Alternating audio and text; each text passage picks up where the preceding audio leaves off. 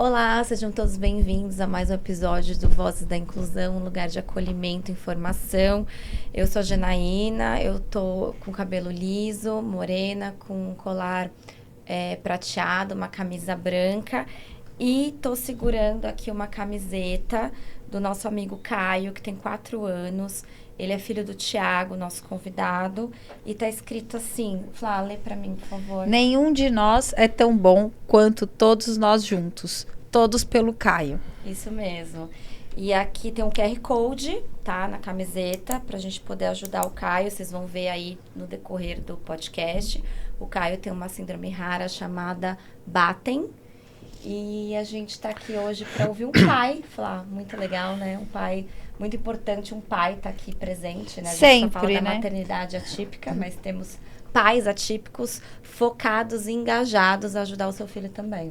É isso aí. Hoje a gente vai precisar que vocês que estão acompanhando a gente aqui, olha só, com a camiseta que a Jana mostrou, curte, compartilha, se inscreve, entra na página, né? Salve o Caio. entra lá na página do Thiago, tá? E tem uma página também, aqui ó, @salve o Caio. E quem puder, a gente pede oração, tá? E quem puder também fazer alguma doação em dinheiro, porque ainda dá tempo da gente tentar ajudar o Caio para fazer esse tratamento. O tratamento dele é lá nos Estados Unidos. Aqui no Brasil tem um tratamento para outro subtipo da doença dele, tá? E que não se aplica para ele. Então ele precisa ir para fora e vocês sabem que isso tem um custo. O custo é muito elevado, é no mínimo 2 milhões de reais, tá? Então a gente está numa corrida contra o tempo. O Thiago está aqui hoje, ele vai contar um pouco dessa doença, né? Vai contar um pouquinho do diagnóstico, enfim, vai contar pra gente do Caio, pra gente conhecer o Caio também. E a gente conta com vocês que estão sempre com a gente, que acompanham a gente, tá certo? Eu vou fazer minha autodescrição pra gente começar esse bate-papo maravilhoso, tá bom? Bom, eu sou a Flávia e eu tô com uma blusa azul marinho, mais escuro, enfim. Eu vejo, tá vendo? Agora a gente vai discordar com a cor da sua blusa. Eu vejo um verde aí.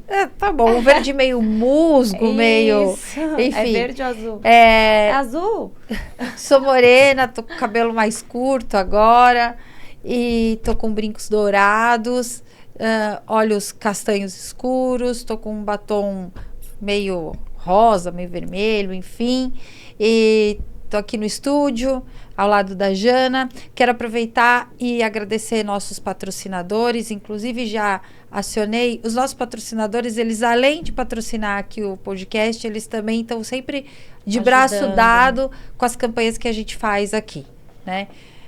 Samuel, alô Samuel! Eu tenho certeza que ele também vai abraçar essa campanha. Então, obrigada, que é ChecksCast. Obrigada, Izzy, também, que está sempre andando ao nosso lado, correndo atrás aí, para a gente trazer visibilidade e acolhimento para as famílias que precisam. Isso, vamos lá? Vamos lá? Vamos. Bem-vindo, Thiago. Thiago. Obrigada, você está aqui hoje. Eu que agradeço o espaço, né, por vocês terem aceitado e o convite também, né, e essa oportunidade de poder falar do caso do meu filho. Posso me apresentar também? Eu fiquei treinando. Por favor. Bom, eu sou o Thiago, eu sou o pai do Caio, né? Eu sou pardo, cor de papelão. Eu tenho 37 anos, 38 na verdade, depois da pandemia fiquei meio confuso a idade. Eu tenho cavanhaque, eu devo ter 1,70 m. Tô vestindo uma camiseta branca da campanha do Caio, que as meninas acabaram de descrever. E peço a todos que estejam assistindo, quem puder seguir para acompanhar a nossa luta, o Instagram dele é Salve o Caio, muito importante. Obrigada, a gente vai seguir com certeza. Então, Thiago, vamos começar então dizendo assim, primeiro quem é o Caio, quantos anos ele tem e como que foi essa trajetória até você descobrir o que é, né, a síndrome de Batten.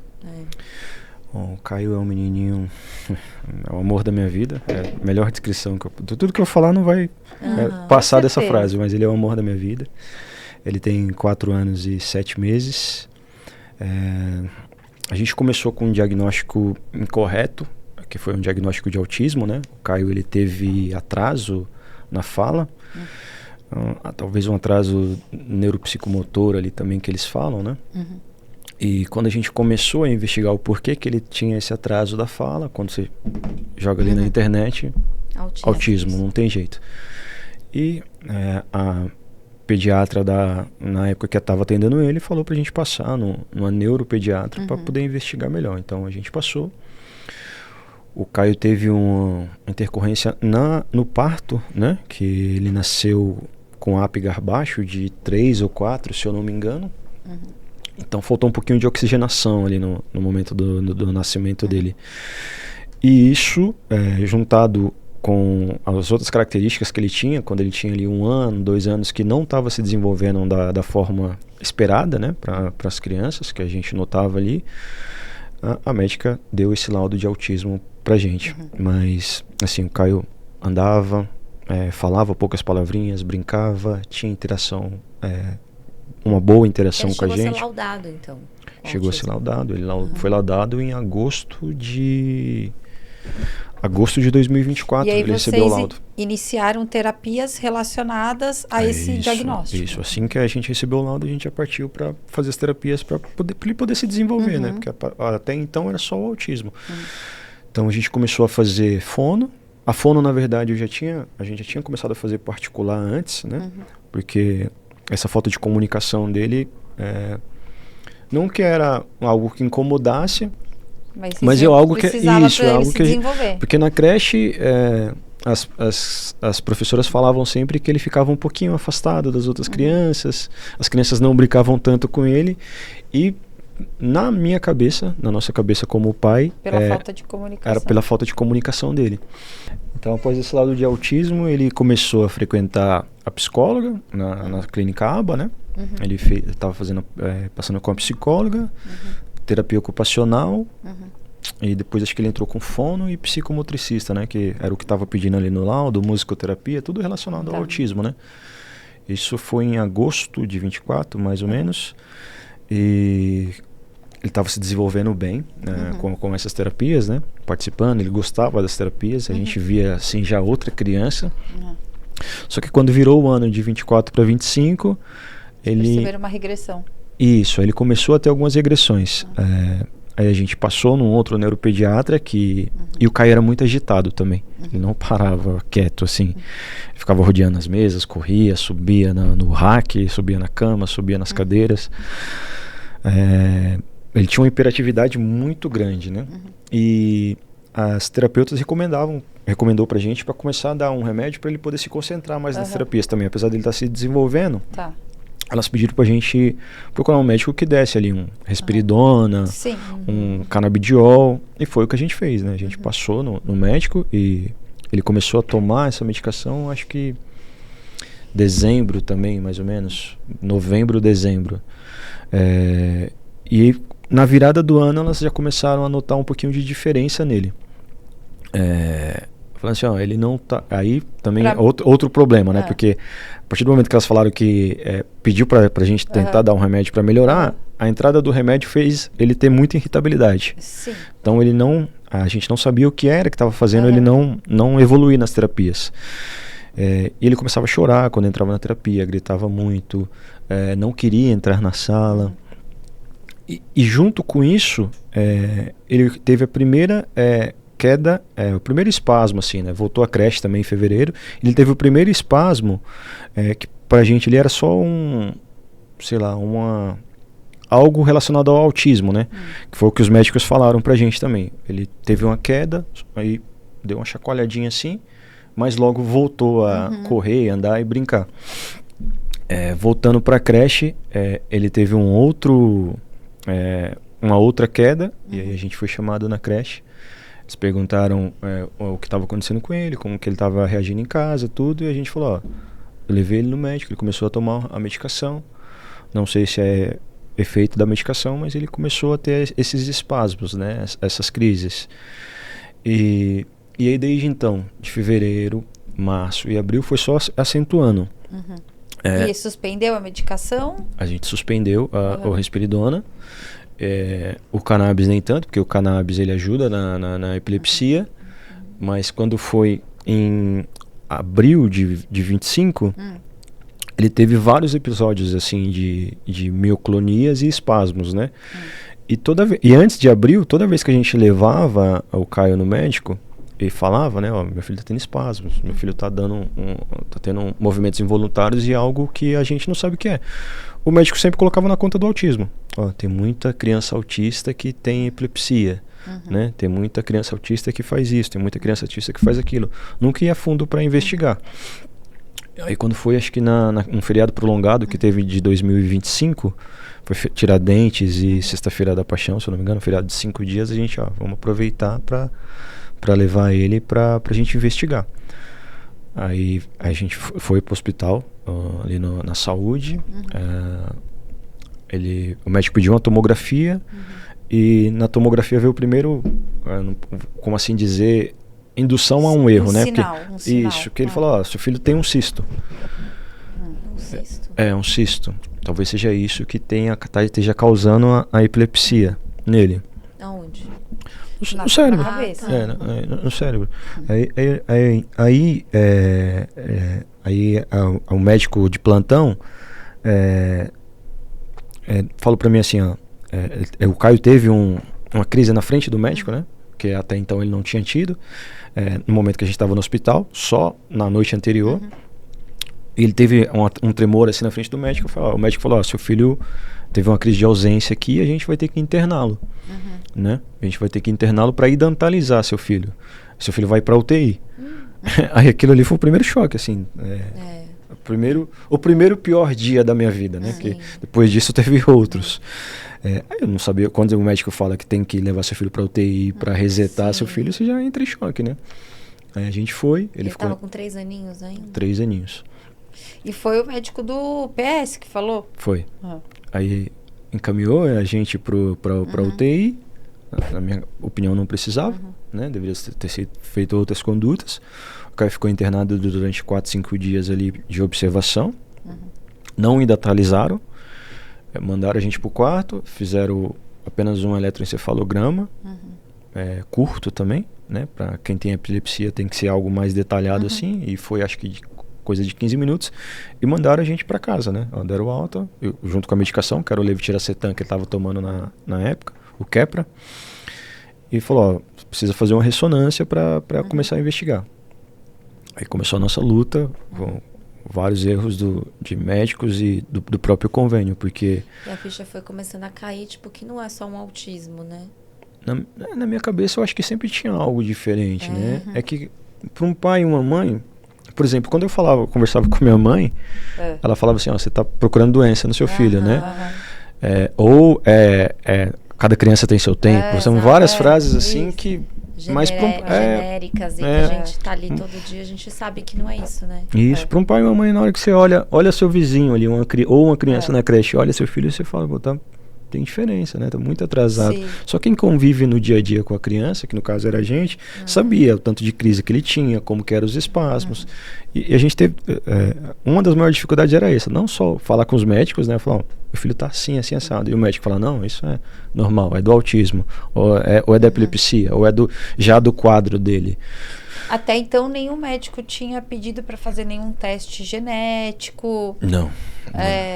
O teste, vocês fizeram o teste do pezinho, imagino, quando ele nasceu. Sim. Não deu nenhuma... Nada, não. Mas essa doença era para sair no teste do pezinho, não? Eu creio que não. Não, porque é uma doença que está precisa destrinchar, né, os exons ali. Tá. A doença genética é um gene, né, diferenciado do pezinho. Ele pega algumas doenças, mas essa talvez não. Então, aí depois que vocês voltaram para casa, enfim, dessa internação, como é que foi? Aí vocês voltaram com uma pulga maior atrás da orelha. Voltei com uma pulga maior e a gente continuou levando eles nas terapias e na escola e ele continuou regredindo, né? A perda de habilidade assim dele foi crescente. Tanto que eu pedi para as moças que atendia ele fazer um relatório para a gente levar para o neuropediatra para falar, a gente precisa investigar o que está acontecendo com meu filho. E no lugar de investigação, que a maioria dos médicos fazem, principalmente os de convênio, né? É tratar o paciente como demanda, né? vamos trocar esse remédio aqui, dar esse aqui e aumentar a dosagem e ver o que acontece. E infelizmente foi isso que foi feito com meu filho.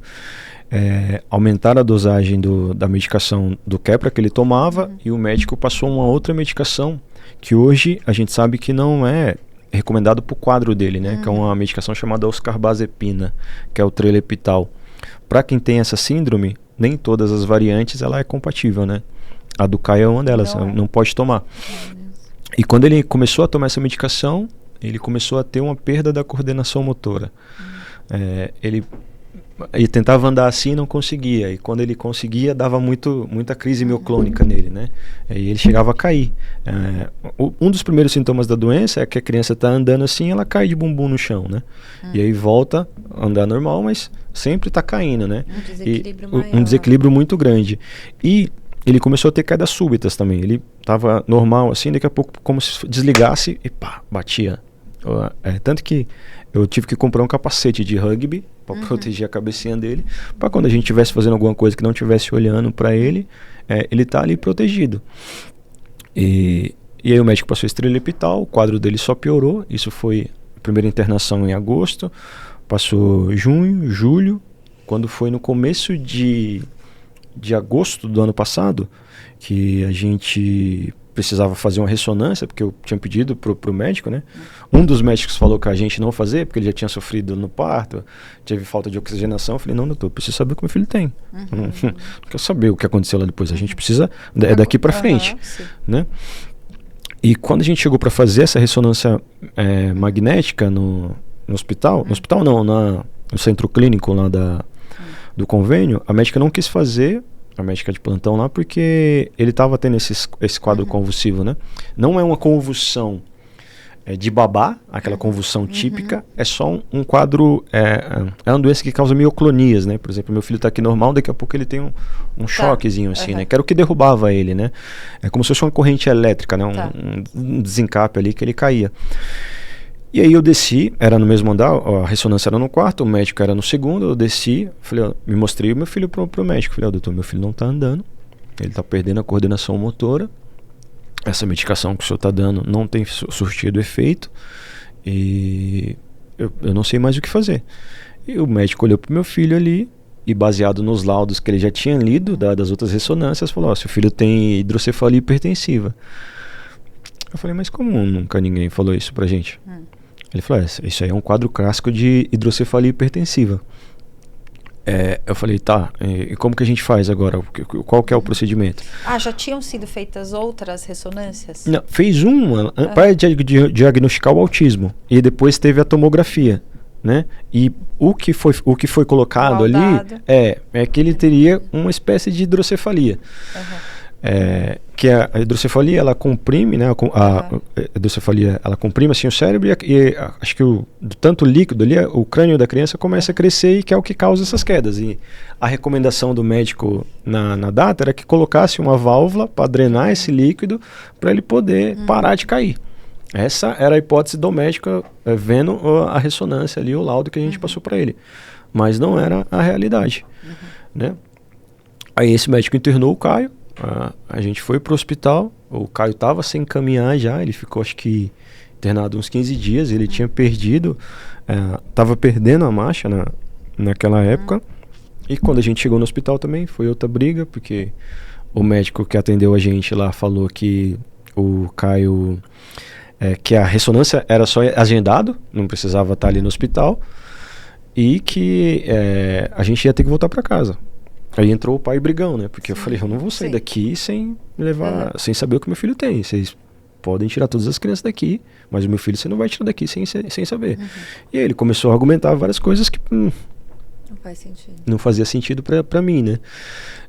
Tanto que é uma das coisas que assim, eu sempre lembro que eu falo assim, ó, doutor, o senhor é pai? Aí ele falou pra mim, eu sou médico. Eu falei, tá, mas você é pai? Ele falou, eu sou pai. Eu falei, não, eu quero conversar com o pai. Não, você vai ter que conversar com o médico. Eu falei, não, eu não quero conversar, não quero nada técnico aqui, eu quero conversar com o pai. Se fosse o seu filho que estivesse nessa condição, você iria mandar ele para casa ou iria investigar? Né? Ele não pode te falar isso. Aí briguei de novo. Ele começou a falar que o médico que passou o exame do Caio não poderia ter passado, porque não é o médico certo que está lá no sistema. Aí eu comecei a brigar de uma forma que toda vez que eu levo o meu filho no médico, eu puxo a capivara, né? Será que esse cara é médico de verdade? É um neuropediatra de verdade? E a maioria dos médicos do convênio, eles não têm o RQ necessário para atender. E aí, quando ele falou isso, eu truquei com isso, né? Eu falei, você quer falar sobre o médico que não pôs no sistema, então a gente vai falar sobre o médico que está atendendo no seu convênio que não é neuropediatra. Se quiser, a gente vai conversar sobre isso. E aí, gritei, briguei. A mãe do Caio, na época, minha esposa, até me pegou assim, porque eu tava tão alterado de tudo que o convênio tava fazendo, tipo assim, demora para entregar exame.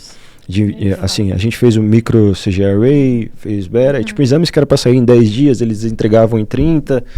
E você tinha que ir até o laboratório para pedir, porque não colocavam no sistema. Então eu já estava tão transtornado com toda a situação do meu filho. E É uma agonia, uma angústia, né? Você ficou quanto tempo angustiado até saber até ter o laudo certo dele? Eu acho que desde a primeira queda, deve ter sido aí uns 6 meses assim, numa sensação de impotência. Exato. E o que mais fere não vou nem falar um pai, mas os pais... É a sensação de impotência. Exato. É o que mais me machuca, me machucava. E nisso ele ficou fazendo várias internações? Não, ele só teve a internação de abril e essa internação de outubro. E você conseguiu nessa fazer um exame mais detalhado? Então, na internação, aí, devido a essa briga, aí desceu uma diretora do hospital. Falou, calma pai, eu vou te ajudar, você só vai sair daqui com todos os exames que seu filho precisa. Então essa diretora, eu não sei o sobrenome dela, mas é a doutora chamada Renata, né? Até agradeço ela, que foi a única coerente ali no hospital naquela data. Falou, calma, a gente vai te ajudar e vamos investigar o que seu filho tem. Aí fizeram a ressonância, fizeram a punção lombar, né? Que retira o líquido da medula. Isso. E fizeram mais uns 3, 4 exames que era necessário. Mas nenhum saiu com resultado. O neurocirurgião, que talvez o Caio precisasse colocar a válvula, ele chegou a falar para mim que talvez meu filho não tivesse o cerebelo, né, quando ele foi atender. Aí eu falei, doutor, mas como que ele andou? Né? Não, aí ele mostrou, aqui ó, seu filho não tem o verme cerebelar. Quando na verdade era uma atrofia, que ele não estava conseguindo enxergar. O neurocirurgião não estava conseguindo enxergar.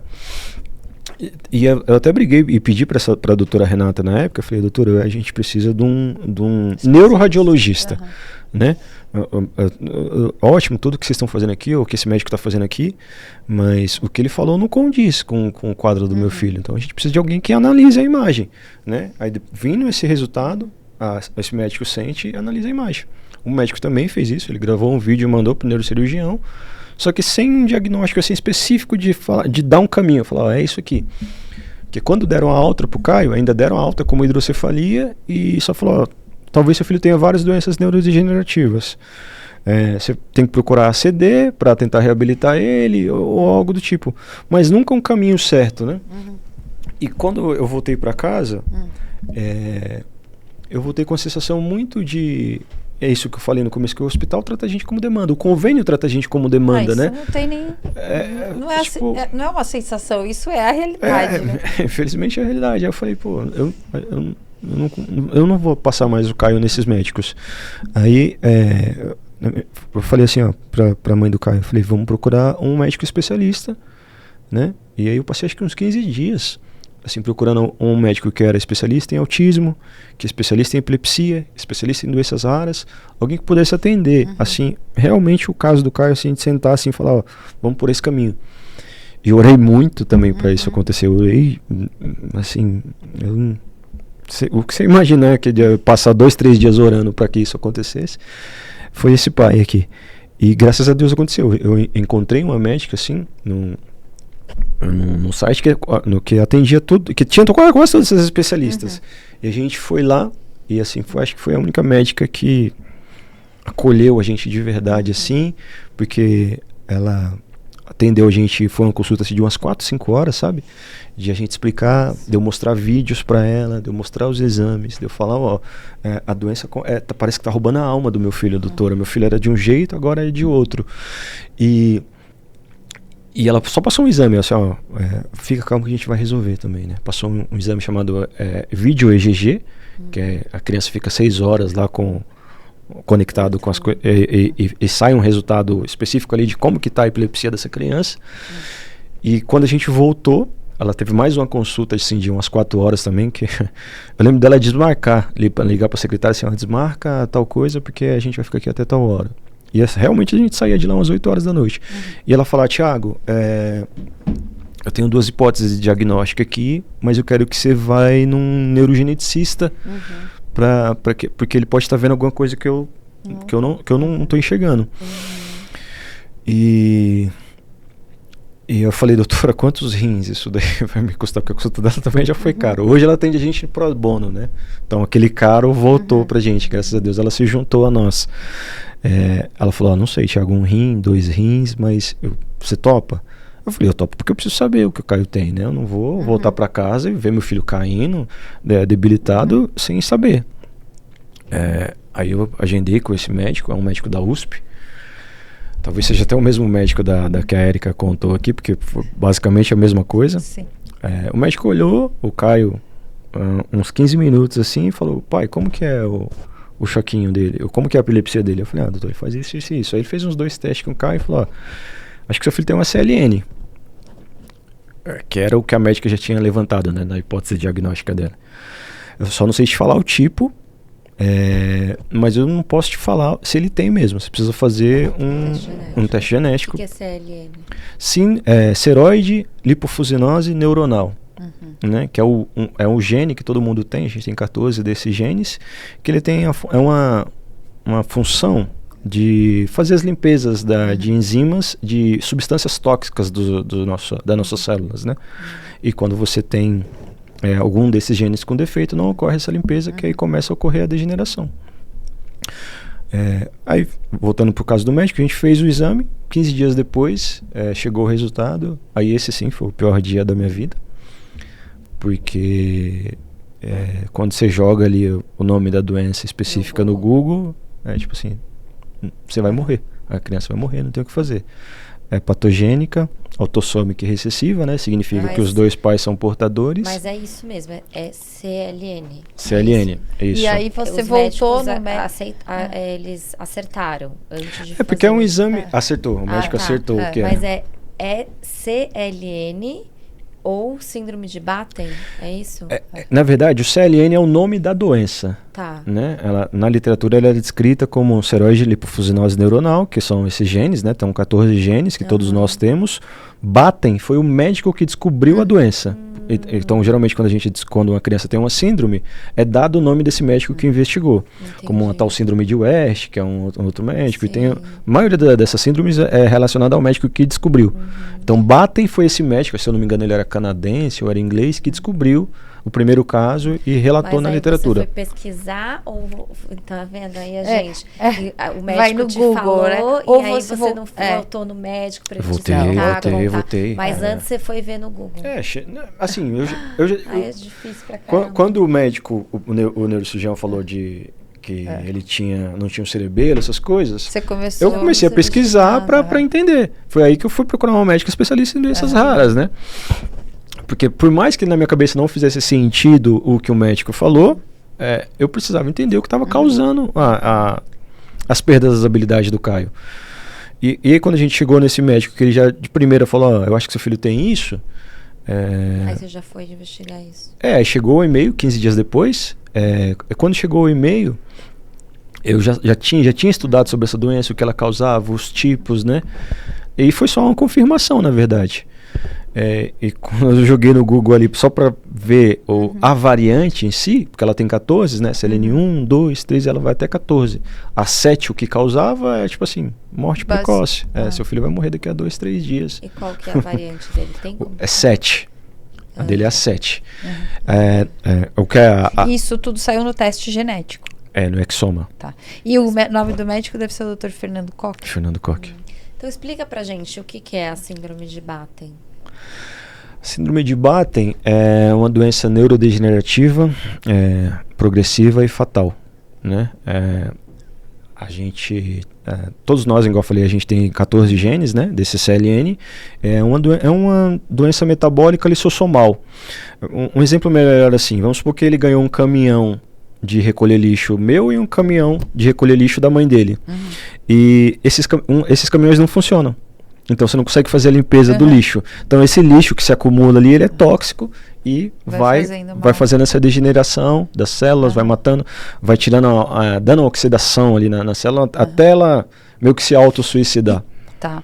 E uma pergunta, quando vocês retornaram, quais o médico falou, confirmou o diagnóstico e quais os caminhos que ele apresentou, o que ele falou? Como é que foi? Assim, teve um intervalo de uns 10 dias. Eu não esperei o que o médico ia falar para mim pesquisar o que eu podia fazer pelo meu filho. No mesmo dia ali eu já entrei em contato com a mãe paraguaia, que foi a primeira que recebeu essa terapia gênica que a gente está buscando para o Caio, que mora lá em Dallas. Né? Essa terapia gênica é realizada lá. E aí quando eu mandei o e-mail para ela, ela me retornou com o WhatsApp dela, mas no e-mail ela colocou, tá tendo uma campanha aí no Brasil para arrecadar fundos para fazer 9 doses da medicação que minha filha tomou. E aí passou o Instagram da campanha, chamava Salve a Julinha, e entre em contato com essa família para ver se eles podem te ajudar. E aí surgiu um alento, né? Falei, a gente tem uma chance. E aí eu entrei em contato com essa família me mandou me deu direção lá para falar com o pessoal lá dos Estados Unidos, e foi o que eu fiz, né? E eu marquei uma reunião, a gente conversou lá com esse pessoal, via e-mail ali, e depois de 10 dias eu voltei no Fernando Koch. E eu falei, bom, a consulta dele acho que também demorou mais uns 15 minutos, ele falou, você já leu, você já deve ter lido, né? Foi basicamente o que a Érica falou aqui. Infelizmente não tem muito o que fazer. Aí passou... Mas ele não falou das terapias que tinham fora do Brasil? Eu falei pra ele. Ah, tá. Eu falei, doutor, tem isso... E ele isso... confirmou que era isso mesmo. Ele falou, eu até conheço esse pessoal aí, mas acabou ali a conversa. Ele não... Não. Eu falei, eu conheço o médico lá, tem uma outra família que foi pra lá com SPG 50, que é uma outra síndrome, né? É parecido mais ou menos ali com o Duchenne, né? Porque ela causa, acho que, fraqueza muscular também, mas também é degenerativa. Ele falou, eu encaminhei um paciente para lá recentemente, acho que tem um médico lá chamado Boris, que ele falou, o Boris lá é muito meu amigo e tal, mas não se interessou em si de falar... Aqui no Brasil não tem o que fazer, é isso? Não. Não tem o que fazer. No mundo não tem o que fazer. A única janela de oportunidade que a gente tem é essa terapia gênica. Como que é essa terapia gênica? Aí entra o que eu falei, ele tem lá 2 caminhões lá com defeito, né? Que são os genes, né? Que ele recebeu o meu e da mãe dele. A terapia gênica vai levar um gene sintético no cérebro dele, né? Via intratecal, é um vetor viral. E quando esse gene se instalar no cérebro, ele começa a produzir essa proteína que hoje ele não produz para fazer a limpeza das células e dos neurônios. Mas isso é a cura da doença? Ou não, a doença não tem cura. Ela barra a progressão. Porque assim, é uma síndrome que faz a criança perder a visão, a cognição, a deglutição, a marcha, né, a coordenação motora, a respiração ali em si, porque a maioria no final da vida vai usar traco, vai entrar no estado vegetativo e vai morrer. E qual que é o estágio do Caio hoje, da doença?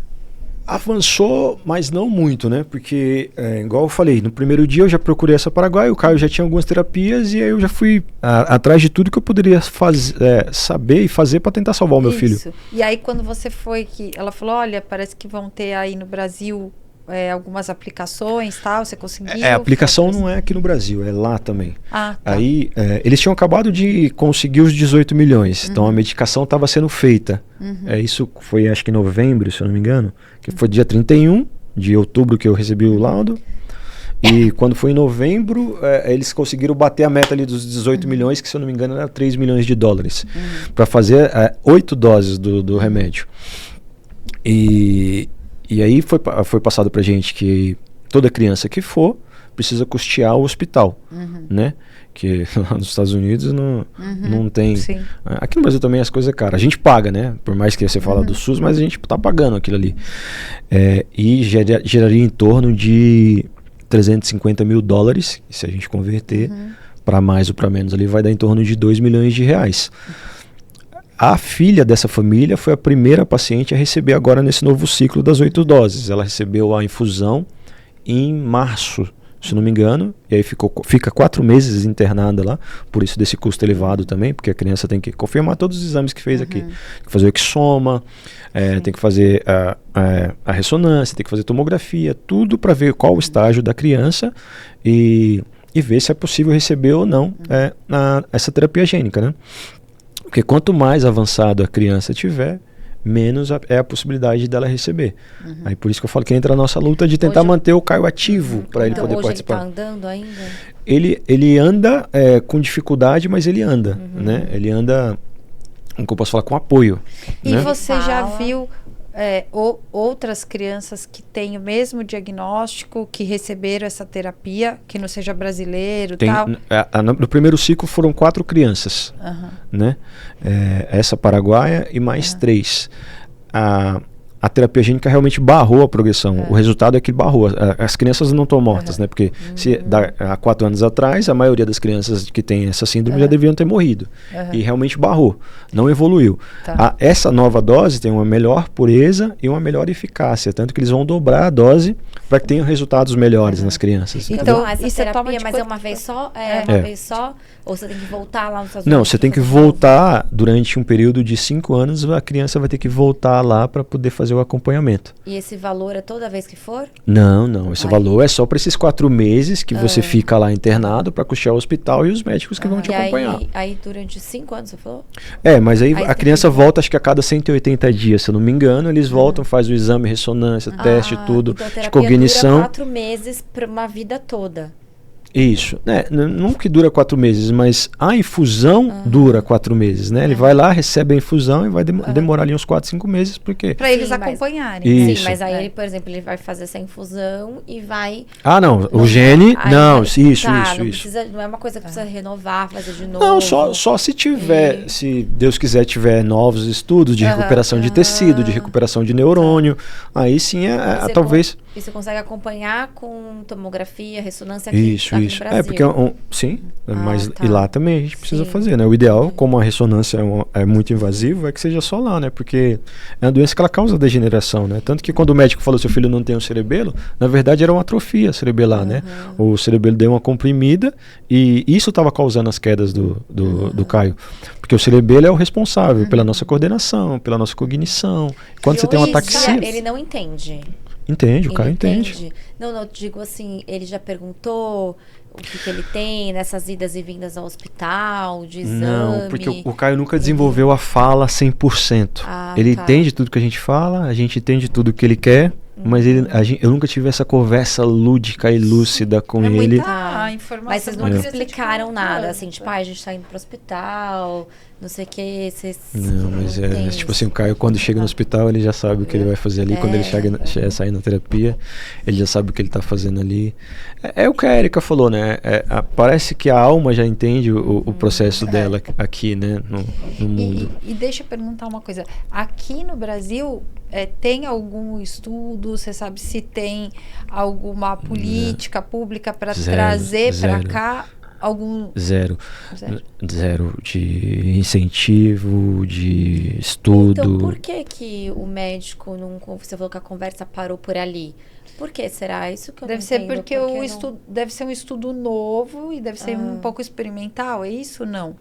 Não, porque acho que ele já sabia o que ia fazer e falou. O médico o médico, assim, não gosta de julgar, né? Mas tem médico que vai, como a doutora Juliana, que nos acompanha até hoje. Quando eu recebi o laudo que eu mandei para a doutora Juliana, eu acho que eu mandei uns áudios assim de uns 10 minutos para ela chorando. Falei, doutora, meu filho tem uma chance, olha esse estudo, tal, não sei o que, e chorava, mandava os áudios. Eu lembro dela só ter respondido, traz ele aqui. Isso acho que foi na segunda. Falou, traz ele aqui amanhã. E aí quando eu cheguei lá, ela falou, gostei da sua atitude. A partir de hoje eu não vou cobrar as consultas de você e eu vou te acompanhar até o final. Tanto que quando a gente teve uma reunião, ela participou, né? Quando a gente teve uma reunião com o pessoal de lá, ela participou. Ela foi a nossa intérprete e ela fez esse questionamento. Não teria como trazer para cá, pra gente aplicar via SUS, via não sei o quê?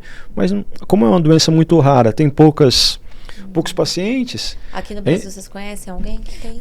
Já entrou em Sim, contato? sim, Você já sim, entrou em sim. contato com a... Entre em contato com a Érica. A Érica tá bem engajada lá na Casa De Hunter, doenças raras. que é a casa de doenças A Casa raras. Hunter, eu entrei em contato com a Casa Hunter no primeiro dia também.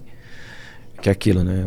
Eu sempre falo, eu Sim. nunca vou desistir do meu filho. Sim, Não, sim. jamais. E no primeiro dia também, assim como eu mandei o e-mail para essa paraguaia que me respondeu, eu também entrei em contato com o pessoal da Casa Hunter. Eu tentei chegar.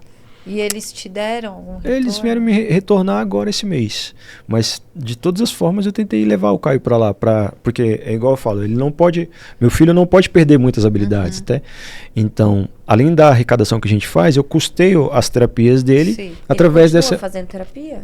Tem que fazer, porque meu filho, assim, são 8 crianças, igual eu falei, que vão receber agora. Essas crianças precisam estar aptas, então tem critérios de elegibilidade. Um dos critérios é que ele tenha dado 10 passos ali com apoio ou 10 passos sozinho, né? Os testes que a gente fez nele, que é o GMFS, ele estaria apto, né? Só que a doença ela vai degenerando. Se o Caio ficar sem terapias, Aí ele vai progredir mais ele vai rápido. progredir mais rápido e ele pode não E a tá apto para medicação, participar. Vocês pararam ou tem alguma para segurar também até fazer a... Não, é só controle de sintomas. Então hoje ele toma canabidiol, ele toma o Keppra que eu falei. Aquela medicação que estava piorando, vocês pararam. Na hora, no próprio hospital ali eu tive uma briga com o médico também, porque o médico falou, mas você tem que ver o ganho às vezes a gente, os custo-benefício do que... Eu falei, não tá tendo custo nenhum, meu filho continua progredindo, então eu não quero mais essa medicação, pra mim essa medicação não tá fazendo efeito nenhum. Aí eu lembro que ele falou, eu vou conversar com o médico de plantão. Eu falei, doutor, não precisa, se vocês vierem com o Tralepital para dar pro meu filho, eu não vou, ele não vai tomar. E a gente cortou desde então. E você tem contato com as pessoas que tem aqui, vocês fizeram um grupo, quantas crianças, qual que é a estatística dessa doença? Então, aí que ela tinha falado sobre políticas públicas, governo, não tem um censo. Não tem um senso de falar, tem tantas famílias com essa doença, é muito subdiagnosticado. Eu tô num grupo ali que deve ter umas 60 ou 50 pais ali de variados tipos, né? 1, 2, 3, 4. Hoje eu não sei porque brasileiros. Só esse ano eu acho que já morreram 3 ou 4 dessas crianças, né? Então é muito subdiagnosticado. A variante do meu filho, igual a gente fala, tem 6, mas é 6 que a gente tem conhecimento, né? Mas devem ter outras que não tiveram o diagnosticado correto, o diagnóstico preciso para falar, seu filho tem uma CLN ou tem uma síndrome de Batten. Porque e qual que é o tempo também? Porque, por exemplo, o da Érica, ela disse que tem um tempo, lembra? Tem um score. Tem um score. E que é assim, conforme o Exato. score vai subindo, mas o do você Caio vai perdendo. tem isso? Não entendi. Por exemplo, assim, você tá agora, a gente tá na campanha, Todos pelo Caio, para você conseguir fazer a terapia gênica nos Estados Unidos, certo? Assim, até você conseguir ir para lá, ter condição de conquistar financeiramente falando o tratamento, você tem um tempo para ele não perder a fala, para ele não perder a visão. Não, isso não tem como mensurar, porque cada gene ele tem uma mutação, uma posição na mutação ali do gene. Então, se ele tiver a mutação for bem no começo, essa criança evolui de um jeito. Se ela for no meio, é de outro. Se ela for no final, é de outro, entendeu? Não tem como mensurar isso. Por exemplo, o do Caio, eles chamam stop codon, se eu não me engano, que é parada precoce. Ele não produz muito a proteína. Quando o corpo dele começa a produzir, quando o gene está lendo ali, fala, não, isso aqui está errado, essa receita. Aí já desconsidera e ele não produz mais. Tem crianças que tem a mutação, a do Caio é homozigose, né?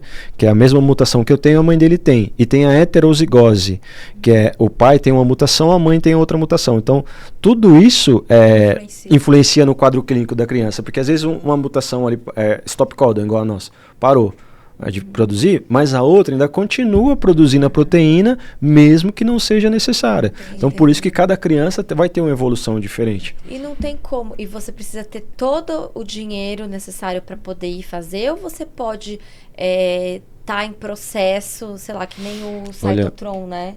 ela foi sem o dinheiro, a Poli, que veio aqui, e depois parece que foi pagando. Ó, eu oro muito para que tenha essa possibilidade. Amanhã, que é quinta-feira, vai ter uma nova reunião com as equipes, com a equipe de lá e com todas as famílias CLN, né? Esse ano acho que já é a terceira reunião. E aí vão falar como foi a infusão da paciente de Minas Gerais, que recebeu a Júlia. Os médicos de lá. Isso, mas com todas as famílias, né? De CLN. E aí vão falar como vai ser os próximos procedimentos. Porque assim, na primeira, uma mãe fez uma arrecadação também, mas ela arrecadou para fazer tudo. Então, as crianças que foram para lá não pagaram passagem aérea, eles acham que receberam até vale para ir no mercado e comprar as coisas, então foi tudo custeado. Essa, agora, não. Arrecadaram os valores para o remédio e a família tem que custear, né? Porque acho que foi outra empresa que fez essa terapia gênica. E qual é a cidade que você tem que ficar lá? É Dallas. Dallas. Isso. A Julinha recebeu em Dallas, os próximos pacientes. O que eles passaram pra gente é assim, na primeira, 4 meses lá. A primeira, o governo cortou o financiamento. O governo de lá cortou o financiamento. Por isso que as famílias têm que arrecadar. Se eles conseguirem um patrocinador, é óbvio que esse patrocinador vai ajudar a custear. E vocês podem se unir também as famílias e pegar uma casa? Não, aí as famílias ficam na casa que chama Ronald McDonald. Então a estadia é nessa Ronald McDonald lá em Dallas. Isso. Essa casa é uma casa que tem aqui no Brasil também que acolhe as famílias que têm criança com câncer para vir fazer tratamento. Então essas famílias vão para lá e ficam hospedado lá. Então sem custo. Sem custo. Então, o custo é especificamente para o hospital e a equipe médica. E aí vai ser a passagem. Exames, tudo. Que você teria que pagar, por exemplo. É isso. Então, peraí. Vamos fazer uma chamada aqui que eu vou marcar eles. Vamos fazer um corte. Latam, Gol, companhias aéreas que fazem voos para os Estados Unidos, né? A gente já tem alguns benefícios aí, que é o cartão Fremec e tal, que dá a possibilidade de um custeio para o acompanhante da pessoa com deficiência, um valor menor, 80% de desconto. Mas aquelas famílias, né, que têm filhos com doenças ultra raras, que só tem possibilidade de fazer um tratamento nos Estados Unidos ou algum país fora do Brasil, pessoal, vamos pensar aí em levar esse pessoal chegar no destino deles. É uma economia enorme que eles conseguem fazer, porque a passagem aí, né, 10 mil reais, 20 mil reais para um voo desse, né, com o que eles precisam. Então, se vocês puderem, quem sabe, né? Sim. Vocês já entraram em contato? Conseguir. Não, ainda não, porque a gente... Manda ANAC, pessoal, olha aqui. Assim, manda e-mail para eles. A primeira coisa é, igual, a gente está fazendo de tudo pro Caio estar apto, né? Então, o Caio... 2 passagens, né? Três, né? Pai, a mãe e a do Caio. O acompanhante teria 80% de desconto. Não, mas aqui o caso é para dar passagem para a família inteira, entendeu? Claro. Ver o que vocês conseguem, aí o máximo de desconto, nem que cobre só a taxa de embarque, que daí fica mais barato. Mas quem sabe também eles conseguem tudo, né? Passagem. Não, o objetivo é conseguir tudo, mas quanto mais a gente conseguir, né? Então as companhias aéreas, a ANAC, vou marcar todo mundo aqui para dar uma atenção especial. Desesperador, né, Thiago? Isso. Mas aí entra o que eu te falei. A primeira luta é manter ele apto. Sim. Ele manter ele com as habilidades que ele tem hoje para que ele possa participar da terapia. Porque se ele for progredindo a degeneração dele, fica mais difícil. Aí a nossa luta vai ser por uma qualidade de vida melhor para ele, né? Mas de qualquer jeito, assim, manter apto, você diz o quê? Porque assim, eu penso assim, é óbvio que a gente não quer que ele perca nada, né? Nenhuma das habilidades. Mas se ele perdeu, por exemplo, a parte motora, ele ainda não perdeu a visão, ainda não perdeu isso, ainda pode fazer, não pode? Então, mas aí são os critérios dele lá, né? Não tem como eu falar. Eles não fazem se ele perdeu alguma habilidade? Assim, na minha cabeça, se a gente for pensar assim, como um pesquisador, como um médico, quanto melhor essa criança tiver, mais resultado ela vai ter. Eu concordo, mas se é para parar a progressão, meu filho, ele tá sem andar na cadeira de roda, ok, mas ele enxerga, ele fala, ele escuta. Mas eles devem eu penso como você. Eu quero que meu filho fique vivo. Eu penso como você, mas eu te convido a pensar como um pesquisador ou como um financiador disso. Que, assim, é uma terapia gênica que depois vai para um remédio de prateleira ali. Sim. Logo, no futuro alguém vai ganhar com isso, Sim. né? Então eles precisam provar. Mas então, barrou os sintomas, parou a progressão de qualquer maneira, né? Não Sim, importa mas em que estágio que foi. Assim, não, aí no provavelmente- mundo ideal seria Mas isso, eles mas não fazem. Se... eu não sei. Eu não Eles sei, devem não ter tem critérios, assim, tem um Jana. critério de inclusão e de Sim. exclusão. É por isso que eu te falei, assim, é uma doença que avança muito rápido. Então, se a criança já tiver acamada, por exemplo, ela eles vão para receber uma terapia entender. higiênica, você precisa de um imunossupressor. Ou seja, a sua imunidade vai cair. Como que você vai dar a medicação para essa criança se ela já está com a imunidade debilitada? Entendeu? Então, tem todas essas regras e os critérios que precisam ser seguidos. Então, por mais que esse pai fale, tem uma chance e tudo, você tem que levar em consideração. Forma, né? Porque assim, evitar... são poucas doses, né, também. Então, tem tudo isso. A minha maior esperança é que, apesar de ter poucas doses, são poucas crianças no mundo. Existem, tipo assim, 1 para 1 milhão e ainda tem as variantes, né? E não todas as crianças, infelizmente, estão aptas para participar. Porque entre o que eu te falei. Não vai na escola. Não, hoje ele está afastado, desde a internação de outubro ele está afastado, a gente tem cuidado dele em casa. Mas vocês resolveram por tirar? Os médicos acharam melhor não ir? Você acha que... Assim, quando ele ficou internado, eu preferi tirar porque ele não estava caminhando naquela época, ele tinha perdido essa parte e graças a Deus voltou. E por a escola não ter um atendimento especial ali, não teria alguém, por exemplo, é uma doença que tem epilepsia. Então você imagina que ele está numa atividade no parquezinho ali da escola e pá, cai e bate a cabeça. Não tem ninguém preparado para atender ele. Diferente de casa, né? Que a gente está 100% de olho nele ali voltado. Fora a imunidade, é uma doença que deixa as crianças com a imunidade muito baixa. Então ele pode pegar uma gripe, uma virose. E tudo isso atrapalha.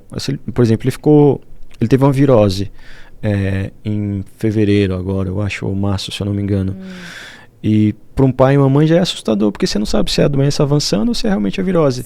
Quando ele teve essa virose, tudo que a gente dava, ele jogava para fora. A doença causa a deglutição, né? A perda da deglutição. Aí você fala, será que está rejeitando o alimento porque é a doença ou porque é uma virose? Além do que, se a criança está com virose, você não vai mandar na terapia. Aí, então é um tanto ciclo, que essa mãe paraguaia, ela virou muito amiga minha, né? Eu converso muito com ela, assim. Não todos os dias, mas eu sempre converso com ela para falar do que eu tô fazendo com o Caio, o que ela fez com a filha dela lá. E eu lembro de um conselho que ela me deu até hoje, que ela falou, Thiago, você tem que pensar assim, esquece o Batem, seu filho é uma criança de 4 anos, que está suscetível a pegar qualquer tipo de gripe. E eu já estava muito assustado, chorando, né? Porque por ver meu filho vomitando, saindo pelo nariz, você fala, é a doença, tá avançando, não vou conseguir. E ela falou, você tem que pensar que seu filho tem 4 anos, ele pode só ter pego um quadro viral ali. E assim, no outro dia o Caio melhorou. Era só o quadro viral. E você e sua esposa, vocês trabalham em home? É isso. Já isso que eu queria saber. Vocês trabalham? Como que tá a atividade de vocês? Como é que tá sendo aliar tudo isso? Quando ele recebeu o diagnóstico de autismo, ela falou, vou sair para poder acompanhar eles nas terapias e cuidar. Paralelo a isso, a gente já tinha uma loja de vendas online, né? Tá. E eu trabalhava na usina lá perto de casa. Só que o Caio precisa de cuidado 100%. Então hoje a gente trabalha home office voltado a cuidar dele e fazer o que está mais perto da gente ali. Acabou saindo da usina? Foi terceirizado. Foi terceirizado, não, foi privatizado. E aí eu acabei saindo. E você sabe que tem um pai atípico, esqueci o nome dele, mas eu vou procurar aqui, que ele tem... A esposa faleceu, né? E ele tem 5 filhos. E um deles tem síndrome de Down, outro tem autismo, tal. Esqueci o nome desse pai. E, óbvio, ele para cuidar dos 5 e sendo filhos eu acho que eu já vi esse rapaz. Tem um cabelo meio caidinho, assim? Meio carequinha, assim. Careca? Então agora ele acabou de mudar para o interior. E aí ele tava com um link lá para os pais que também precisam se dedicar integral, não tem muita rede de apoio, não sei o quê, para trabalhar com Shopee, enfim. Nem sei então, a nossa loja é mercadoria de Shopee. Isso. E aí que consegue dar uma renda a mais, assim. É que tem algumas etapas, assim, por exemplo, falar como pai, assim, quando você recebe um diagnóstico fatal, assim, você perde a sensação de propósito, né? De vida, de tudo. Porque as coisas param de fazer sentido. Então, mesmo que eu tenha essa loja, nem sempre eu consigo trabalhar E nela. você virou médico, né? Tipo, tudo que você tá falando pra gente aqui, você tá usando termos, assim, que eu como mãe, eu não sei nada disso, como mãe farmacêutica, mas assim, você estuda, vai a fundo, e é isso, assim, né? Uma força de vontade, agarra, é isso que você falou, você não consegue, você não tem cabeça, né? Você vive por ele agora, né? O que eu costumo falar é assim, depois que você recebe um diagnóstico, o CPF do Thiago não existe mais. Hoje eu sou só o pai do Caio. Né? Um pai atípico ou uma mãe atípica, geralmente a pessoa não existe mais. Eu não faço mais as coisas que eu gosto. Eu não saio para jogar bola, eu não vou no cinema, né? O que as pessoas normais fazem, infelizmente eu não faço. Eu vivo para cuidar do meu filho. Essa é a minha maior missão hoje. E eu nem penso também em fazer, porque não me dá vontade, né, de fazer essas coisas, porque eu tenho cabeça 100% no meu filho. O que eu quero é salvar ele. Se tivesse um termo ali para assinar, troca de lugar, troco de lugar com ele. E me conta uma coisa, Thiago, vocês têm rede de apoio? Como é a rede de apoio de vocês? Nossa rede de apoio é bem curta, né? Tem minha mãe, que já é uma senhora, minhas irmãs também, que sempre estavam lá em casa. A família da Rose, a irmã dela mora no Canadá, o outro mora em Marília e a mãe dela mora na Bahia. Então a gente não tem essa rede familiar grande, né, de apoio. Tem amigos? Vocês têm amigos que estão junto com vocês nessa Sim, eu agradeço a todos que é voluntário com a gente quando a gente faz algum evento, alguma ação. E os amigos do Caio, da escola? A gente não perto dele para brincar. Uma das mágoas que eu tenho assim é que mesmo quando a gente tirou ele e pós isso, né, quando a gente estava investigando, a gente nunca recebeu um apoio assim da creche para falar assim, como está seu filho hoje, né? Ou acolhimento para nem para mim, né, mas para a mãe do Caio, para Rose, tipo de dar um ombro assim para a mãe, sabe? De falar assim, ó, o que você está precisando? Nenhuma mãe da escola, nenhum... Porque criança gosta de criança, né? Criança gosta de brincar. Mas e a creche é privada? Não, é pública. É pública. Pública, coordenadora, diretora. E ficaram sabendo de tudo? Teve um episódio, a gente faz um pedágio solidário, né? Que é esticar as faixas para falar da campanha do Caio. A gente vestido com a camiseta e a gente dá os panfletos para as pessoas. Ó, segue lá, acompanha, se puder doar a hora, o que você puder fazer pelo Caio, faça, né? E teve um episódio que a diretora ou coordenadora da escola, não lembro agora, estava passando no farol e ela viu que era a gente e subiu o vidro do carro. E eu fiquei tentando, eu falei, de onde eu conheço essa moça? De onde eu conheço essa moça? E aí a Rosa falou, coordenadora lá da creche do Caio. Então a gente nunca teve esse apoio pela parte dele. Como, volto a falar, a gente não... doença rara... Alguma igreja, alguma coisa? A gente estava frequentando a casa de um amigo e uma igreja dele, mas é o que eu falei, a cabeça da gente fica muito... Deus está na sua casa. Assim, isso. Não, eu digo só por conta... De rede de apoio, assim, não. Thiago, eu queria saber uma coisa, assim, no tratamento dos Estados Unidos, tem uma data, tipo assim, olha, dia tal só que vamos fazer, ou tipo, se você juntar o dinheiro, você pode ir qualquer data, qualquer tempo. Não, se fosse isso também seria uma boa, né? Não tipo, é? Porque tem um prazo. Porque poderia ter o uso como passivo, né? Eu consegui o dinheiro, vou salvar meu filho. Mas não, como é um ensaio clínico, tem que seguir critérios, tem regras, por isso que eu falei, a criança tem que estar boa, né, para poder participar, e não, infelizmente não, né. Assim, nessa reunião, aí provavelmente eles vão falar como foi o tratamento da outra moça, da outra criança, e quais os critérios que eles vão adotar para os próximos pacientes, né. Quando prever, provavelmente seja daqui a 3 ou 4 meses, eles vão chamar o próximo paciente. Olha, Thiago, eu tô assim, eu tô aqui entrevistando você e olhando ele é lindo. Meu filho, o que eu costumava falar é assim, não tinha como você ficar perto do Caio e não sorrir.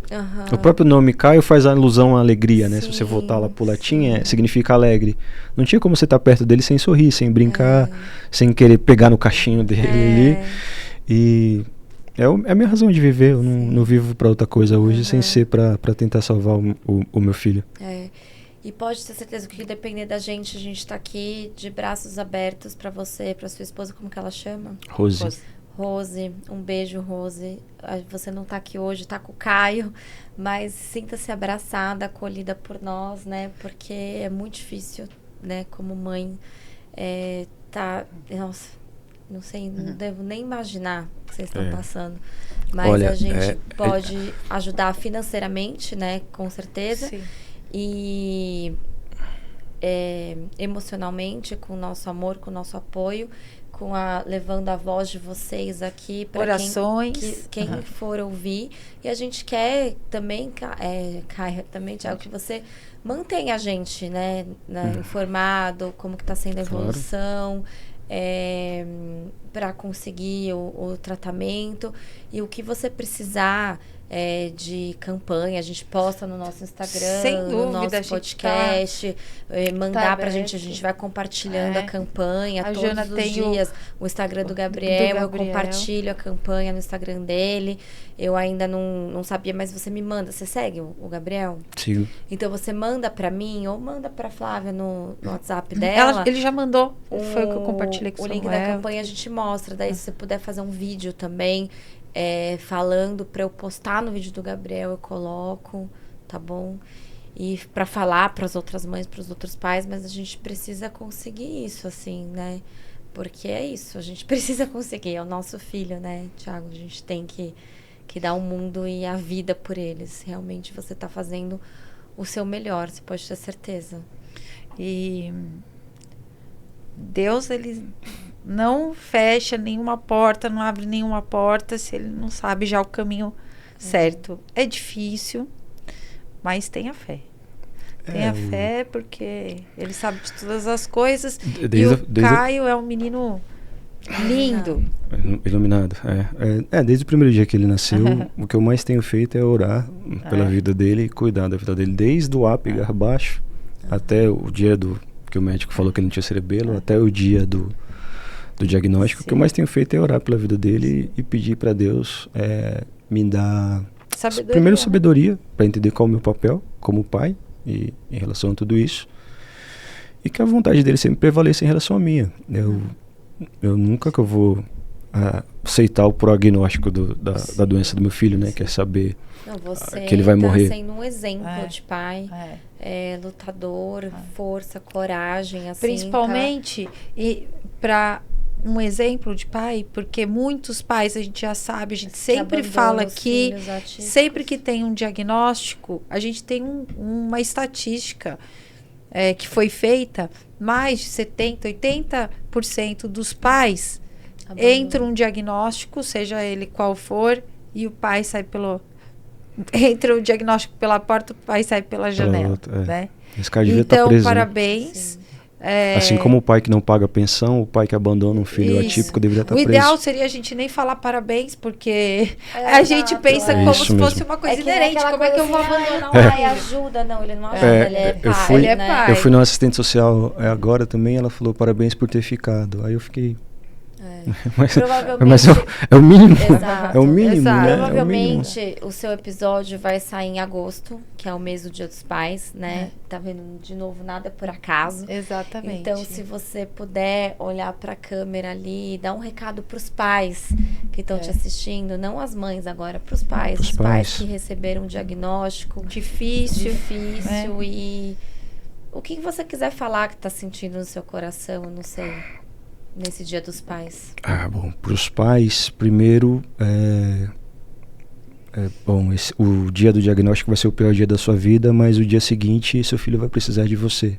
Então, não desista do seu filho, não desista da sua família e não desista principalmente da sua vida, né?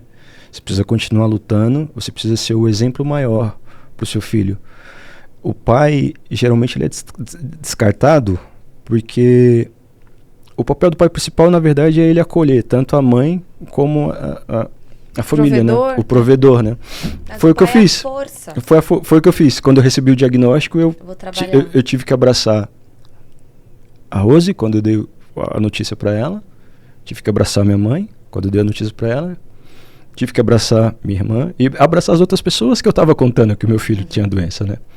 Então o papel do homem é essencial, e de um pai de verdade é essencial. E o recado que eu tenho é: dê muito amor pro seu filho, pra sua filha, principalmente se ele tiver um diagnóstico. Curta todos os momentos, né? Se seu filho tá fazendo bagunça, se seu filho tá correndo pela casa, valorize cada minuto. Se seu filho quer dormir com você, cara, valorize. Hoje eu sinto muita falta das coisas que o Caio não pode fazer. Eu sinto falta da buzina da perua escolar vindo trazer ele de volta. Eu sinto falta dele sair do quarto dele e ir pro nosso quarto sozinho, porque ele quer dormir com a gente. Eu sinto falta de tudo que meu filho fazia antes, que hoje ele não pode fazer, e se a gente não conseguir o tratamento, é possível que ele nem tenha mais condições de fazer, né? Então o recado que eu tenho para dar para todos os pais é isso: ame seus filhos, seja o exemplo maior para os seus filhos, e seja o exemplo maior dentro da sua casa, né? A força maior vai vir de você. Thiago, obrigada por ter vindo, tá? Pessoal, olha aqui, vamos lá, todos pelo Caio, @salveocaio, tá? Se vocês não encontrarem ele lá, entre em contato com a gente, manda pra mim, manda no Gabriel Menino Sorriso, na Jana, enfim. Pessoal, vamos lá, dá tempo, quem sabe a gente consegue dar uma perspectiva melhor, né? Quem dá em cima de todas as coisas, essa esperança, tudo é Deus, né? Vai dar muita força pro Thiago, pra Rose, pro Caio seguirem essa jornada da vida. Mas se a gente puder fazer alguma coisa, ajudar, tal, vamos lá. Olha aqui o Caio sorrindo. Tenho certeza que você pode. Não precisa ser muito, né, Thiago? Gente, qualquer coisa. Se quiser orar, mandar uma mensagem e falar: tô com vocês, seguir a página e compartilhar, a gente já fica muito grato. 2, 5, 3, R$1, R$1,50. Bora, pessoal. Vamos lá, a gente precisa desse apoio de vocês. Curte, compartilha. Encaminha para todo mundo. Encaminha para todo que é mundo, muito importante. Tá bom? Exato. Eu agradeço. Não precisa ser só pais e mães atípicos. Até o final. Thiago, obrigado por ter vindo. Imagina, eu agradeço demais a oportunidade de vocês. Obrigada. Tenho que parabenizar o trabalho que vocês estão fazendo, né? É muito importante para um pai ou para uma mãe atípica ter voz, porque é o que você tinha postado no vídeo: a gente é invisível. Sim. A gente é invisível, não tem política pública, a gente perde os amigos quando você tem um diagnóstico, as pessoas que te chamavam ou que iam na sua casa não vão mais por conta disso, as pessoas começam a ter pena de você e te abandonam. Os médicos te abandonam quando você tem um diagnóstico fatal, né? Então é muito importante o trabalho que vocês estão fazendo aqui, então eu peço a Deus que vocês continuem, né? E que tenham muito sucesso com isso. É verdade, Thiago, a gente já pensou muitas vezes assim, né? Porque também não é fácil pra gente estar aqui, né? Eu venho do interior uma vez por mês. A gente já pensou, né, Flá, muitas vezes em desistir. Mas a gente falou, não, Deus colocou isso no nosso caminho também, é um propósito, né? E se a gente tá aqui falando para 1, 2, 3, 4, 5 pessoas que seja, não importa se a gente tem 1 milhão de seguidores, 5 mil seguidores, que não são muitos, mas assim, você achou a gente, você falou: posso ir no podcast de vocês, e deu certo da gente tá aqui e ter o horário, então assim... a gente sabe por que a gente tá aqui, né, Flá? A gente tem o Checkscast, Samuel, o pessoal do Checkscast chama o Thiago, a Nath do Voz das Mães, Voz das Mães, mas a Rose já participou. Já participou? Já participou, a Rose já participou. Ótimo. Não foi um podcast, né, mas foi uma entrevista que ela fez online. A gente participou de um programa na Aparecida do Norte e por coincidência ela estava lá no mesmo dia gravando, falando do caso do filho dela. Maravilhoso. Então a gente participou. Do filho da Natália. Isso. Legal. Tem o Amar Maternidade, enfim. Da Mariana Kupfer. Bem Esse legal. eu não lembro quem é. Então a gente Mariana marca. Vamos marcar todo mundo quando sair o corte pra gente conseguir. Marca o arroba de todo mundo. Dar maior visibilidade a isso. Eu agradeço. Obrigada, Thiago. Obrigada, gente. Fica com Deus. Obrigada. Beijo. Tchau.